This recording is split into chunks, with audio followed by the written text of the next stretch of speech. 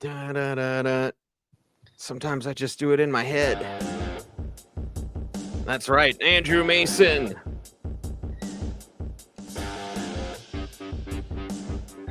Sometimes I dream and I hear this music. I love motivated players.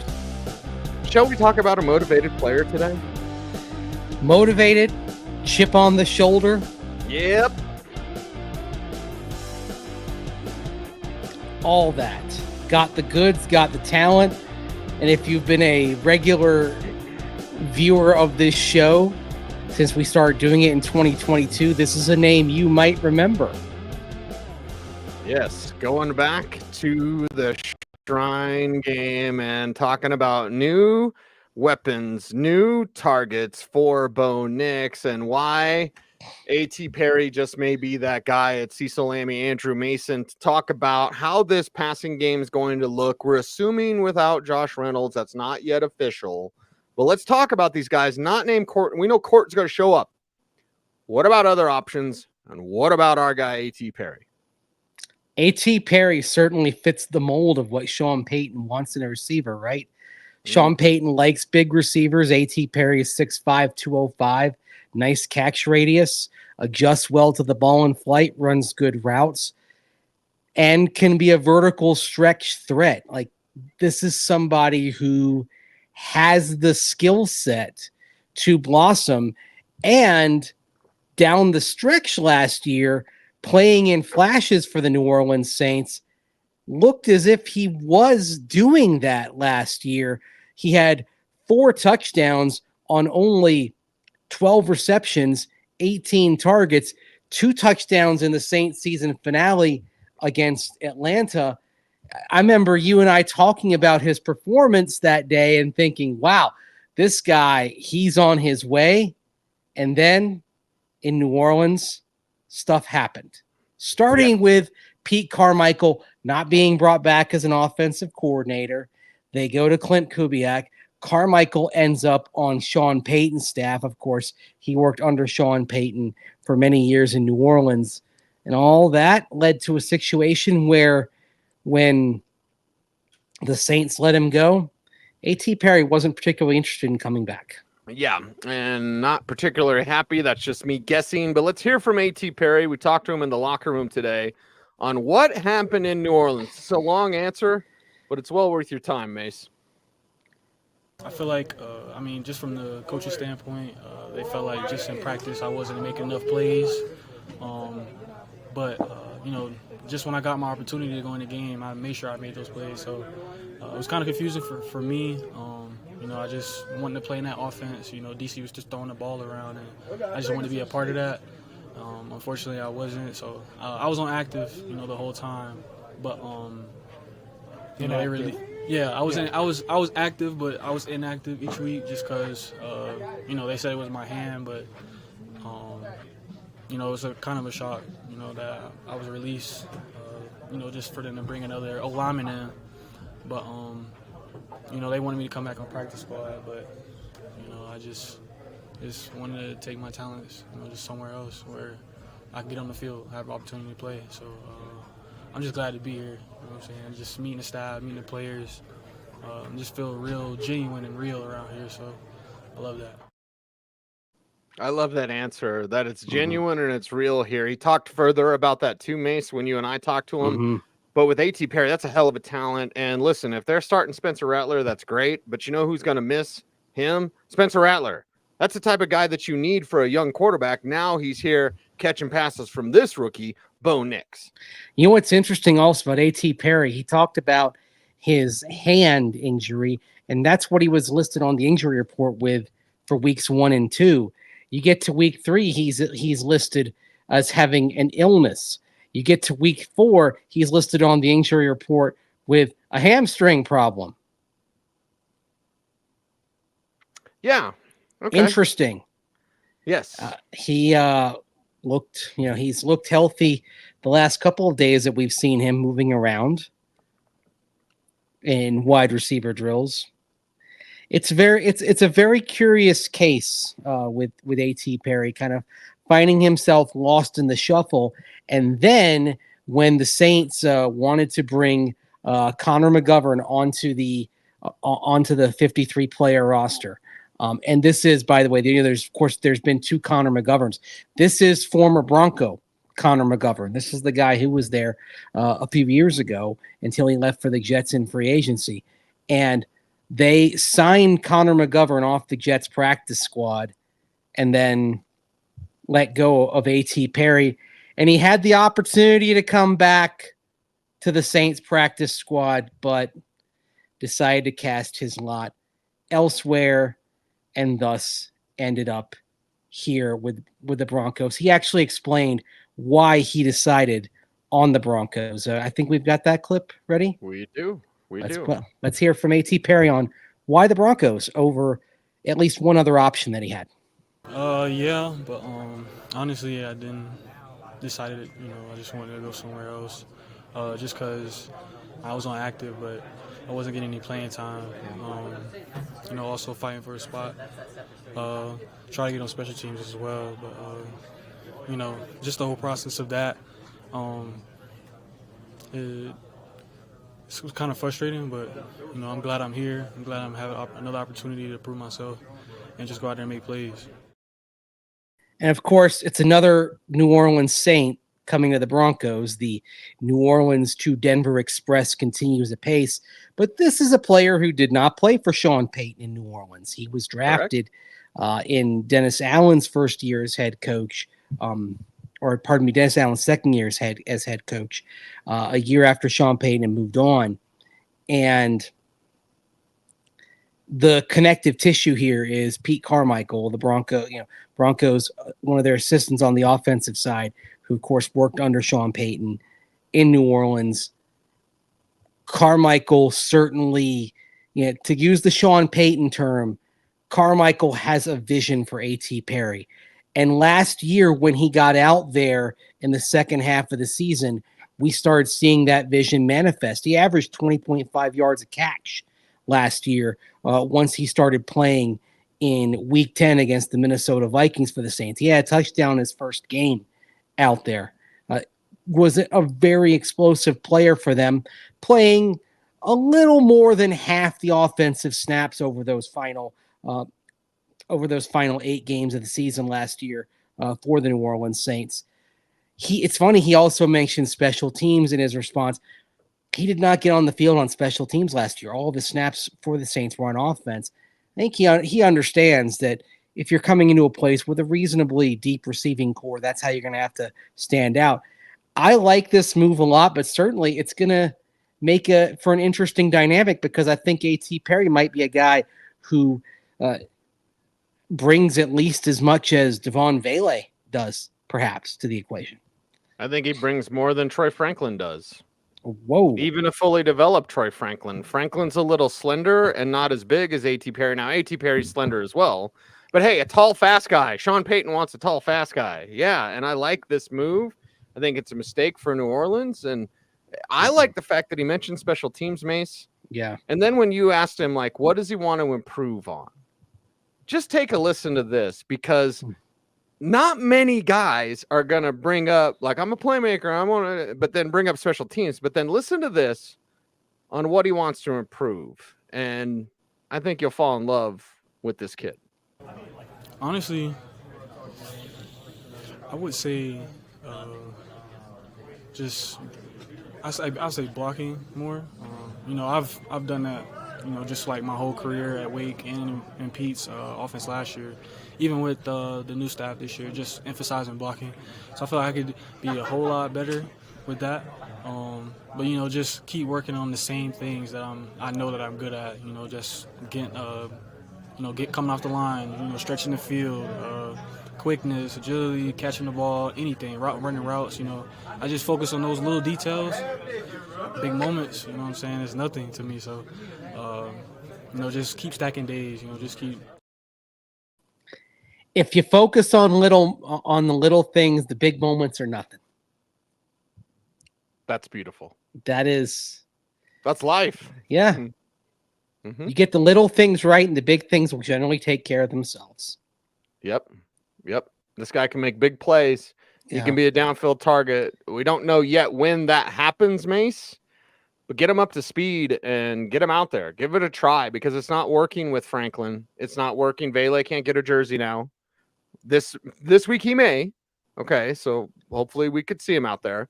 Mm-hmm. But, like, you got to do something different. And Perry brings a ton of skill to the field and skill that can be exposed with Bo Nix throwing it down the field and making those longer throws that Perry's so used to running under. Again, we compared him to Tim Patrick. You and I saw him independently at practice. And when we came together, we were both like, Tim Patrick, Tim Patrick, Tim Patrick.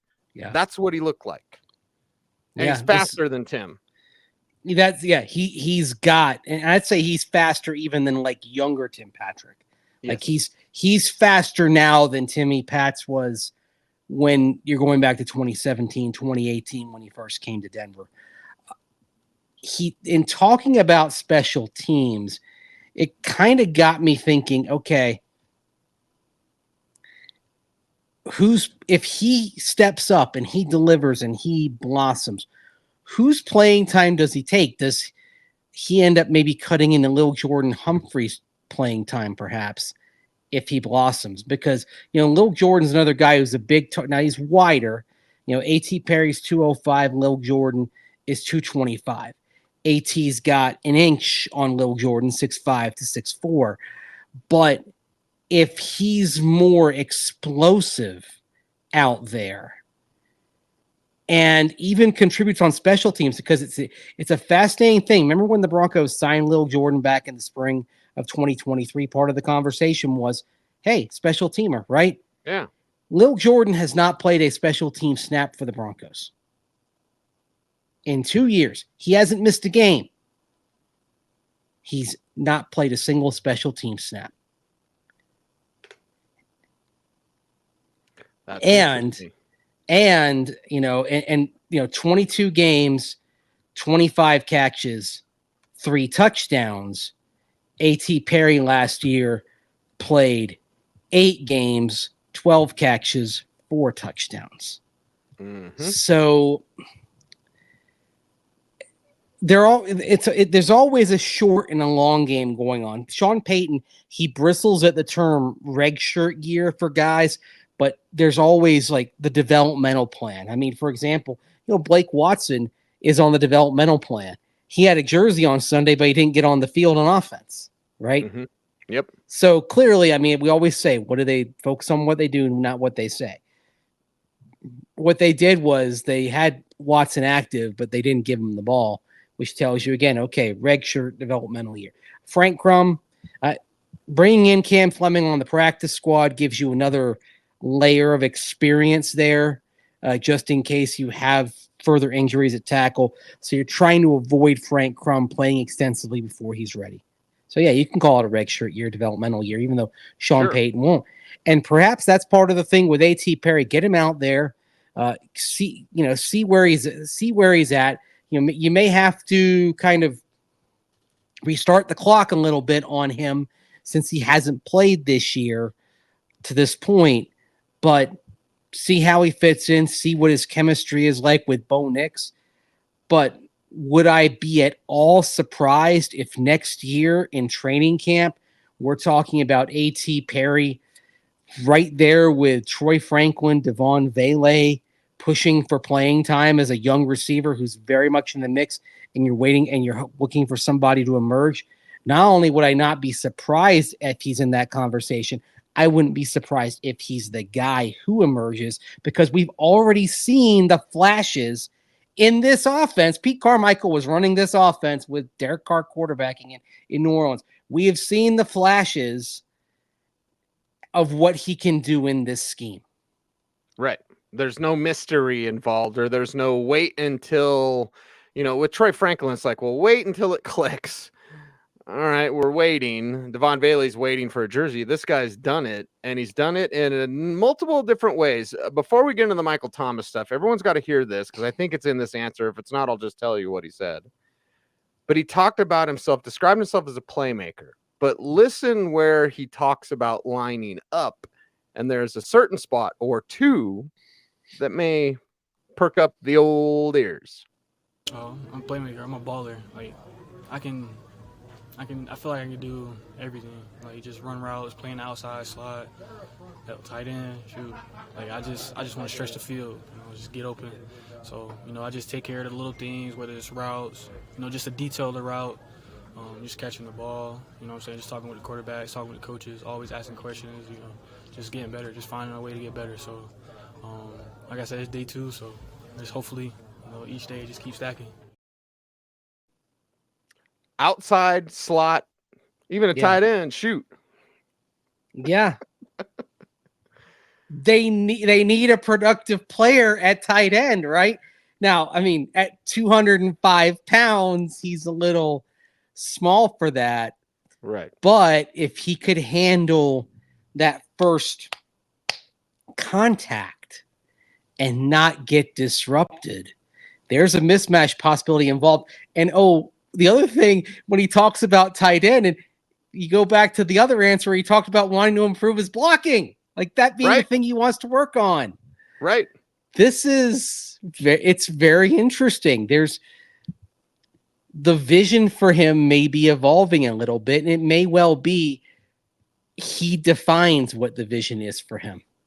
Mm-hmm. And it he could just wants be to get out there. Yeah. Maybe he becomes your Joker. Because he's talking about outside slot, even a little tight end. Okay, move him around.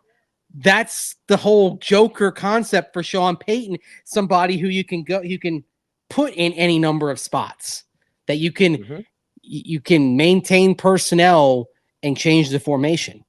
Somebody like that becomes very valuable, especially when you go no huddle, because you're generally not changing your personnel when you're in no huddle. But if you have somebody you can move around in different spots, you can give an opponent different looks. I got a feeling that this is not going to be the last show we do on A.T. Perry. Yeah, I would love it. Love to see it. And I'll even say at the slot, it's been since Wes Welker, since this team has, and slot can be speed slot. People think of slot of like little guys like Stokely or Welker or whatever. No, that's not the case. You can have speed slot guys. You can have slot with size, big slot, speed slot. Hell, we know Michael Thomas played some slot. And Marcus Colston played some slot. Like Sean Payton has done this before. So maybe it's now A.T. Perry's turn. Shall we tell the story about Michael Thomas and A.T. Perry? I was going to say, when you were talking about Michael Thomas, I thought this is a good segue to talk about the influence that Michael Thomas has had on A.T. Perry. Yes. And by the way, this was from our exclusive interview with him. So it's like, nobody else has heard this before. But I think everyone needs to hear this, Mace. So let's play it. He actually approached me, just with, it's funny. I was in practice and I had my arms crossed. And he said, cross your arms. And from then on, like he always was in my ear, just coming to me, talking to me, and making sure that I know what I'm supposed to do. And make sure I go out there and play with confidence too. So like I said, I really do appreciate Mike T, just what he's done for the Saints and what he's done for me. Don't cross your arms, Mace. Don't cross your arms. I'm crossing my arms. You cross your arms, right? Yes. Yeah. Well, I think what he means is awesome. don't go like this. Body language is a thing. Yeah. Part of the way that we communicate and communicate our confidence. Michael Thomas told him that. We also have another clip on Michael Thomas here. I think this is from Everybody Scrum, or right? No. Like this that. Is just that was actually the second answer that he had, because what I asked A.T. Perry was like, how did you and Michael Thomas kind of establish this relationship? I said, did you go up to him or did he come up to you? And it was that Thomas came up to him and said, don't cross your arms. Right. And that led to a lot of discussion, a lot of feedback, and the two of them working together. Yeah. Yeah. And we know that there's some guys, and I don't know Michael Thomas, and we're not in that locker room, but there's some guys who won't spend time with younger cats if they don't think they can play. So it's just a little mental note. If Thomas is one of those guys, like, if you can't play, I'm not really going to give you those tips. But certainly Perry is a guy that can play. So let me play the first one. I played him backwards. But here's the first one talking about what he got from Michael Thomas. I actually just learned from Mike T. How he practiced first. Just going in every day, dialed in. always asking questions, always with the QBs, just being a pro. So I got to, I was thankful to, be around him, actually learn from him, talk to him. I still to this day ask him questions. I text him, you know what I'm saying? That was just great for me just to learn from him. And then when I eventually got my opportunity at Minnesota game last year, just carried on with that. So, kudos to him. But I really appreciate him, and that's why I just want to get better from here. And it's interesting. I just, if you just do a little Google and search Michael Thomas, A.T. Perry, you got a lot of Saints fans that were talking about the notion of A.T. Perry being another Michael Thomas. I'm just saying. And by the way, Marcus Colston, who predates Michael Thomas, was a 7th-round pick. So Yes. Don't think that can't happen. Because he was a 6th-rounder, right? Wake Forest, correct me if I'm wrong, Yep. 6th-rounder. So, yeah, don't think that, it's some 6th-rounder, it's some slappy, you guys are wasting your time. No. This guy has talent. Doesn't mean he's going to be a Pro Bowler. But this is one of those moves that could help propel this offense in a way it needs. It could help propel the offense, and it's also a move that could linger. It has something in common maybe with when the Broncos poached Todd Davis back in 2014 from the Saints. The Saints were trying to pass Todd Davis through to their practice squad, but the Broncos need a linebacker when Nate Irving got injured, and they grabbed Todd Davis when he was off waivers. This was a little different because A.T. Perry did pass through waivers after the Saints parted ways with him, but still you take advantage. And I think in this case also, you're taking advantage of a situation that had a player who was frustrated by his role and how he'd been handled.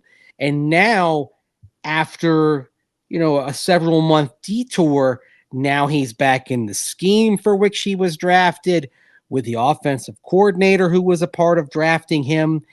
Even though he's changed teams, he's actually in a more familiar environment than he was in recent months.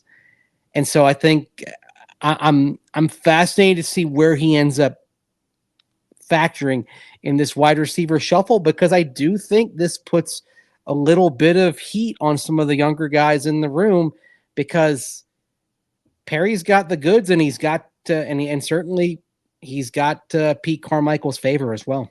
Yeah, it's the way I feel about Donald Parham. Like, that's bad news for Lucas Kroll or Greg Dulcich if Parham ever gets going. Yeah. A.T. Perry is bad news for Marvin Mims, Troy Franklin, Devon Vele, Lil Jordan Humphrey, anyone not named Courtland Sutton, who he also compared to he's like a little bit of Michael Thomas. 2 days here. But he said a little bit of Michael Thomas there in Courtland Sutton. Yeah, the other thing also is the fact that Michael Thomas was giving him advice. I think A.T. Perry probably won't be shy about reaching out to Courtland Sutton. And that's a good way to kind of get yourself, ingrained in a part of the team. And he's shown himself to be a very willing pupil for a veteran receiver like Michael Thomas. I think someone like Courtland Sutton will find A.T. Perry to be very receptive to tips, and that's a way of kind of earning respect in the locker room, working and listening. The other thing, it also hit me because you mentioned Donald Parham as well. So the Broncos sitting at 3-2 with a chance to be 6-2, 5-3 at the end of the month.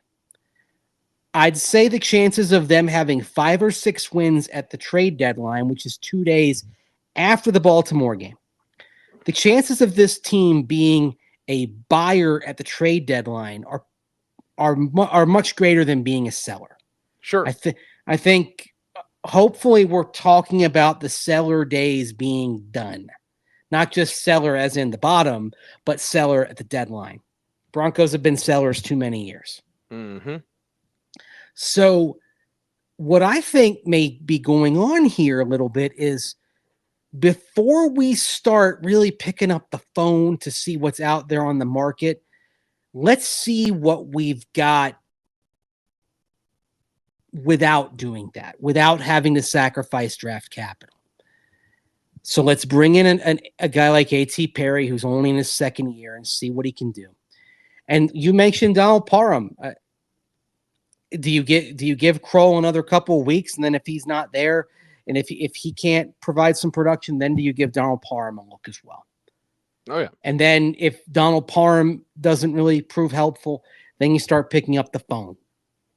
But I think maybe that's one of the things to watch over the next few weeks is how, and probably more with Parham than Perry, because Perry you're going to get him up to speed, obviously. But if you see them, or if you get Devon Vele more reps, if you see production from him, then do you feel good about what you have to where you say, okay, we can ride the development of these young players to get the improvement we need. We don't have to go seek something on the market. I think that's another layer to what's going on right now, is looking at internal solutions, or in the case of A.T. Perry, a solution that required sacrificing nothing.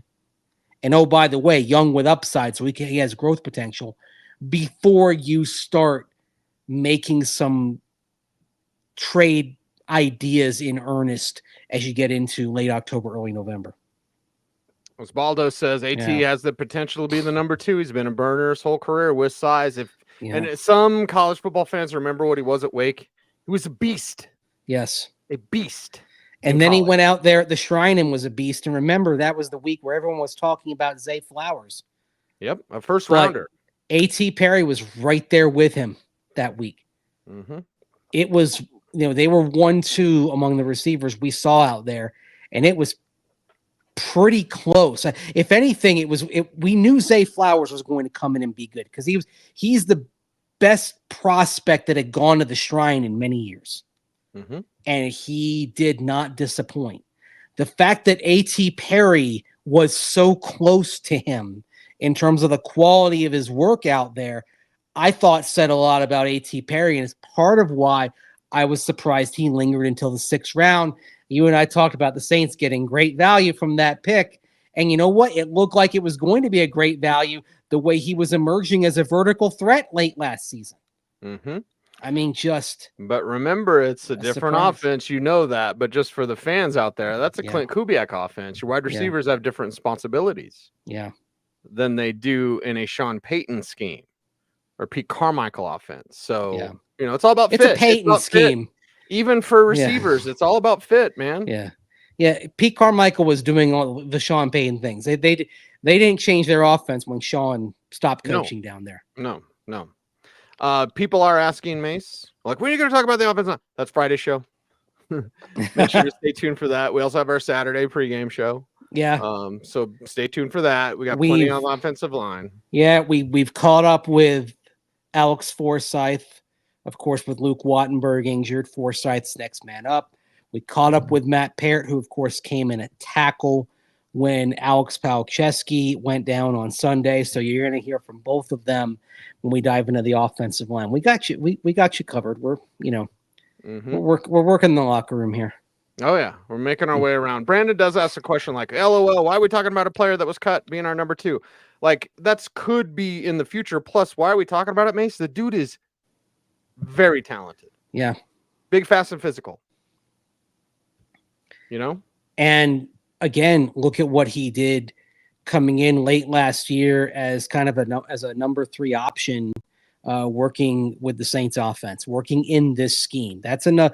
This is not just somebody you're bringing in just for giggles here. This is somebody you did not expect to be available, and the Broncos pounced. And in this case, sort of, it's kind of the sales job. Okay, hey, this is what we're going to work with you. And I think for A.T. Perry, the progress that he made last year, now he gets a chance to build on that in a way that he wasn't getting a chance in New Orleans. Make no mistake, you put him in the same cluster when you're talking about young receivers and you're saying, okay, somebody needs to emerge here from this group. Who's it going to be? You put him in the same cluster with Marvin Mims Jr., Troy Franklin, and Devon Vele. You add A.T. Perry to that group. And who's going to emerge? There's a big opportunity for these guys to be at least a number 2 receiver here. It's staring right there for them.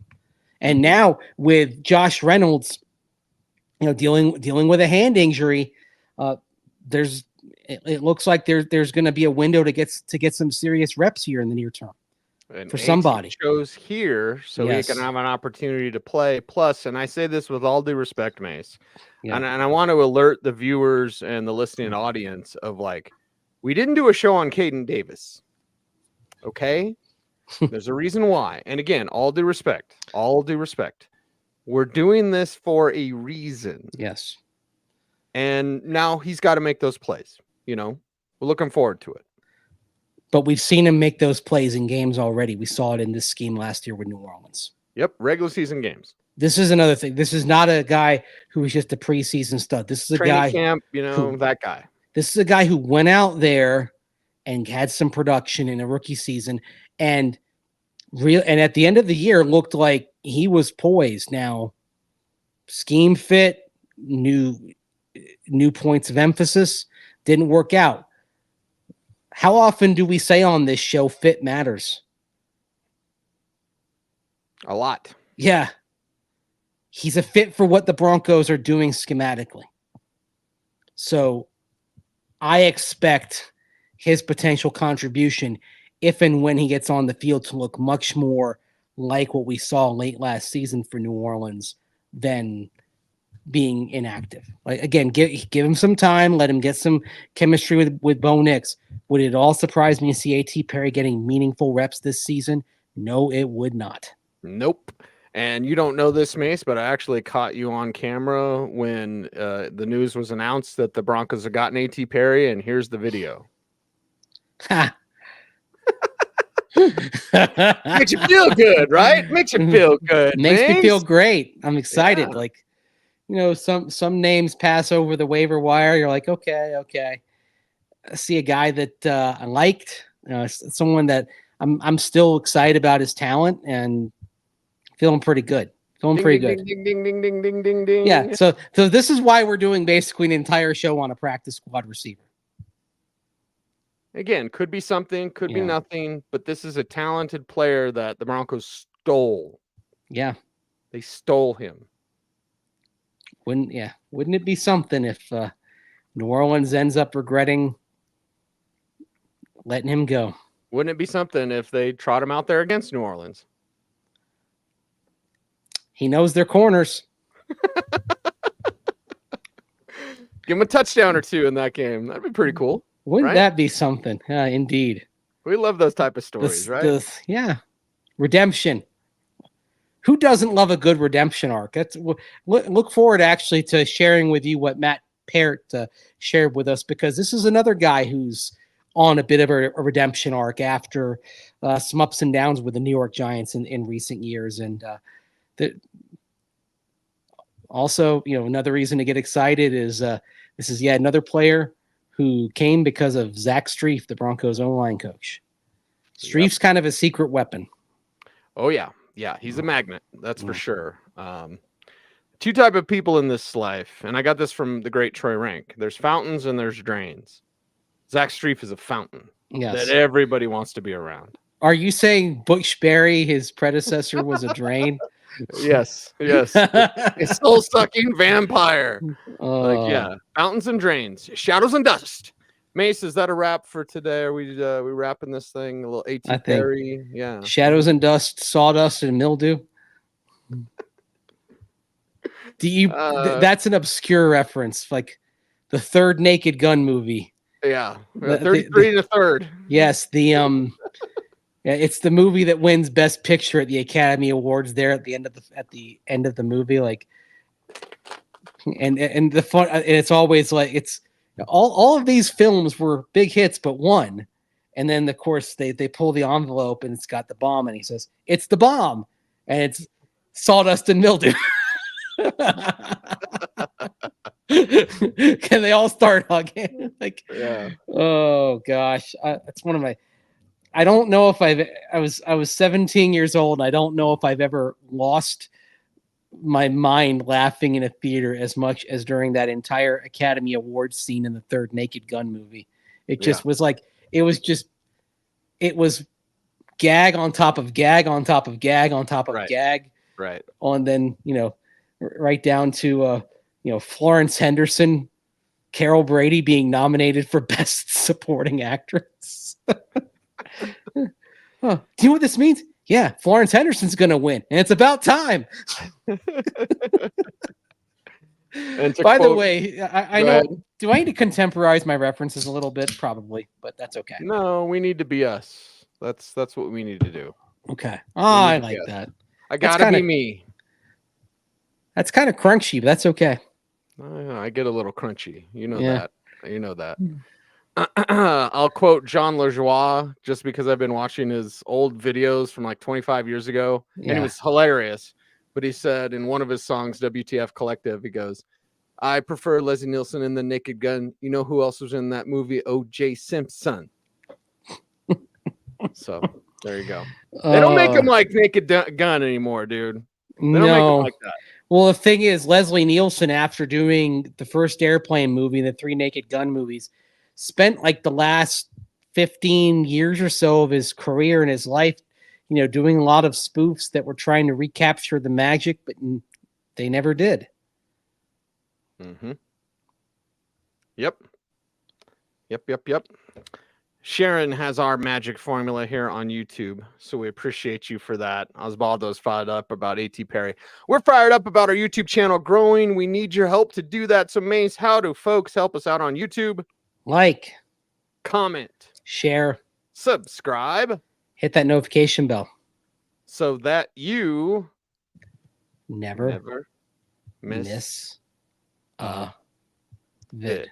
That's right. He's Andrew Mason. You follow him on all the socials at Mace Denver. I'm at Cecil Lammey saying OBT is a BFD.